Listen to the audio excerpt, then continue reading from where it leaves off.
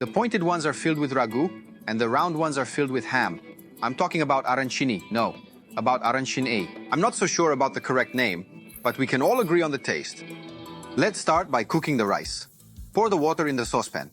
We will use the absorption technique so that the rice, once cooked, will be nice and dry and will retain all the starch, which will make it easier to make the arancini. I'll add a pinch of salt. As soon as it comes to a boil, pour in the rice. I'm using Vialoni Nano rice, but Carnaroli rice would also be fine. Cook over medium-low heat, making sure to stir occasionally, because we don't want it to start to stick to the bottom of the saucepan. In 15 minutes, it'll be ready. While the rice cooks calmly, we will grate this beautiful aged caciocavallo, which we'll use to make our rice creamy.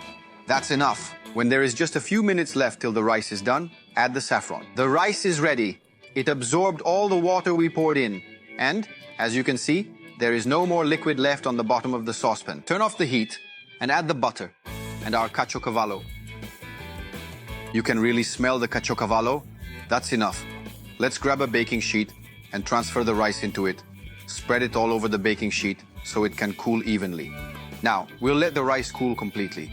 Just a little tip if you want. You can also leave it in the fridge for about an hour before forming the arancini. To keep the surface from drying out, cover it by pressing baking paper into the surface. Now let's work on the ragù. In a hot pan, pour in a drizzle of oil, add the chopped white onion, and let it stew slowly. If needed, add a little water, then we can add in the ground pork, then season it with salt and pepper. Let that brown. Now that the meat is well browned, deglaze with some red wine and let the alcohol evaporate. Then pour in the tomato puree.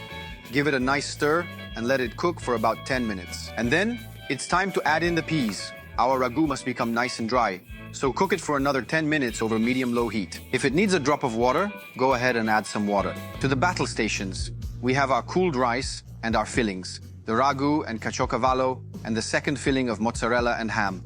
In order to prevent the rice from getting all stuck to your hands, I have prepared a bowl full of water. That way they'll stay nice and wet. Now I'm going to take some rice, and I'll stuff it with some ragù and the caciocavallo. This type is a little less aged than the cheese that we added to the rice. It will melt perfectly, and I'll add more rice on top and close it up. The ones that I'm filling with ragù will have the classic cone shape, while those with butter, that is those filled with cooked ham and mozzarella, I will make into the classic round shape. I will continue like this with all the others. Let's move on to the batter. Add the flour to a bowl. Pour in the water.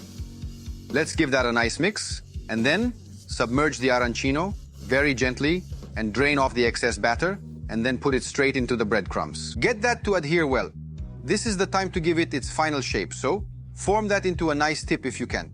Okay, in oil heated to a temperature of 160, maximum 170 degrees, cook at most 2 arancini at a time. Slowly, okay? Let those get nice and evenly browned. It'll take around 3 or 4 minutes. The first ones are ready. Drain them on fry paper. And here they are. They smell great and they're very fragrant. And now, let's taste them. They're delicious. Make them. Ciao. It's hot.